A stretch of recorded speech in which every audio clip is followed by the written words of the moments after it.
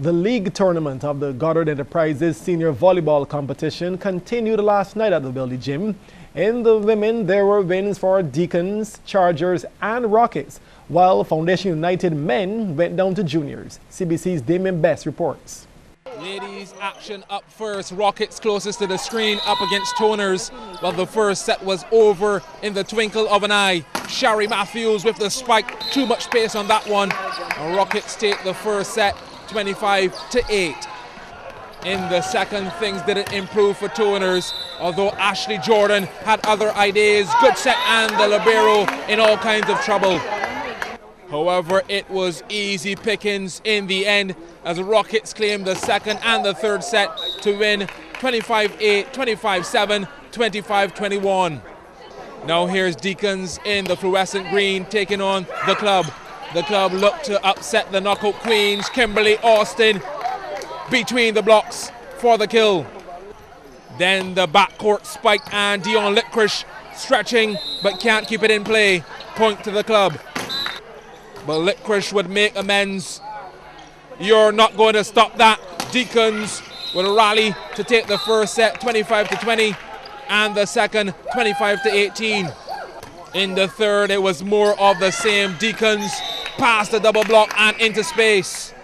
But they go on to win this one 25-20, 25-18, 25-21.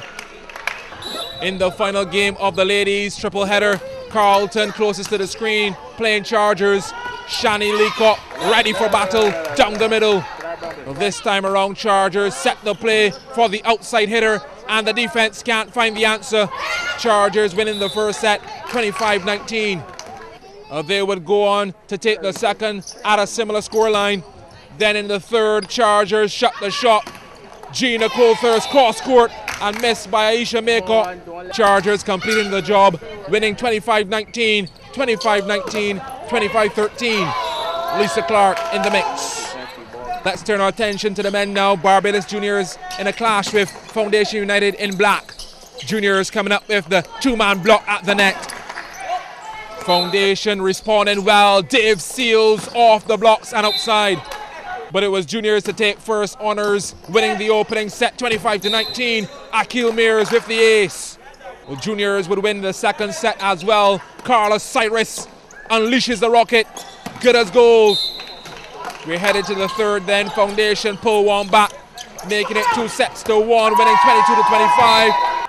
Then Foundation finding the inspiration. That's the way you finish a playoff. You can't dig that. Foundation on a roll now. Look at this for hang time. Smart play. And Foundation take the fourth set 25-19. So a fifth set would decide this one, and it was Juniors who would emerge victorious after Foundation led 7-2. Yep, they went on to win 25-19, 25-18, 22-25, 19-25, 15-13. Damien Best, CBC Sports. The Central American and Caribbean bodybuilding champions are back in Barbados. The successful squad touched down at the airport late last night from the 41st Championships in the Dominican Republic, and CBC's Sean Green was there to meet them. 9 championship winners, 3 seconds and 2/3. This team has had one of the best showings ever at the competition. Saskia Griffith, who was also a winner last year, created history with her winning performance this time around. I'm happy. First bikini pro for the Caribbean and the Central America, where it's really hard to get her, so I'm really proud of myself. Composition was very hard, but I exceeded my expectations. So I'm happy. Was this one of your better turnouts, you would say? Yes, definitely better condition, better focus, determination, everything. Maurice Arthur was also a history maker, being the first ever winner in the new category, the men's physique over 175 centimeters. It was exciting. It was a lot of expectations because no one knew what they were going to look for in terms of which physique, so you had to prepare, just bring the best of what you had, and they liked what I had. Stevenson Bell, who won the light middleweight, was also pleased with his performance. It was a really long and grueling 2 days, you know, not having any water, and then having water, but you know, just in low amounts to bring up the conditioning and stuff. And it was a very long show and grueling, but At the end of the day, we came victorious and on top. And Antoinette Downey was simply superb with her routine on her way to gold in the Miss Fitness category. I am ecstatic.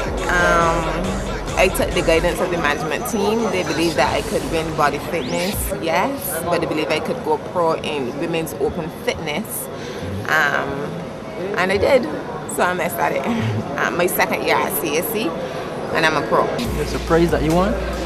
Not really. I have an awesome body, and I had a cool routine. Everyone loved it. I portrayed a transformer bumblebee, and I had my face all done up with face paint and everything, and everyone loved it from the beginnings. Sean Green, CBC Sports. And that's it for sports. The business report is up next. Changes are in store for the Corporate Affairs and Intellectual Property Office. According to Minister of Industry, International Business, Commerce and Small Business Development, Donville Innes, the department has been receiving some criticism in recent years. I know that they have been taking their fair share of licks over the last couple of years. That department labors under intense pressure from day to day. What are we doing to address the issues? The issues that have been raised relate to delays in forming companies in Barbados, delays in getting adjudication on matters regarding transfer and the attendant tax to it, and generally matters delays in facilitating transactions through that department that do have a profound effect upon the way we do business in Barbados. Minister Innes said one of the main problems affecting the department has already been identified. ICT technology really has been identified as one of the areas to be addressed, and I am satisfied based on all I've seen to date that we are well advanced on the implementation of ICT work within that particular department, which should dramatically increase the ease of doing business with Corporate Affairs and Intellectual Property Office.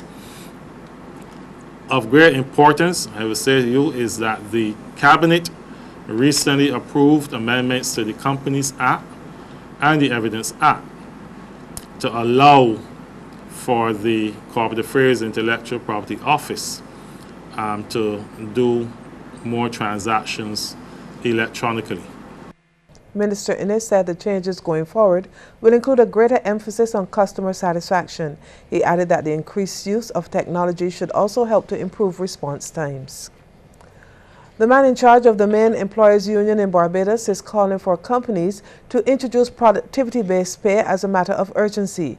Executive Director of the Barbados Employers Confederation, Tony Walcott, believes this is the only way to get Barbadians going beyond the call of duty and to help the country emerge from the global recession on strong footing. In an interview with CBC News, Mr. Walcott said Barbadians have adopted what he calls an entitlement mentality. He explains that pay for productivity would help to change that way of thinking. We have to move to a stronger pay for performance. And we've got to move away from this automatic thought of an entitlement that every year you will get a raise of pay, whether or not you produce or whether or not the company produces. To me, any increases in compensation have got to be derived from increases in output, individual output, organizational output. We have to earn our way. Mr. Walcott also wants to see massive improvements in the level of service quality delivered by both the public and private sectors, and he says any effort in this regard has to be sustained. According to him, this must be done to attract a new investment to our shores. The reality is our competitors are providing higher quality service at a better cost, and hence for the investor, if the return on his investment is going to be marginal and he's got choices to go, whether it be Santo Domingo in Dominican Republic, St. Lucia, Grenada, it will migrate where they can get the best return on it. And now a summary of trading on selected stock exchanges in the region.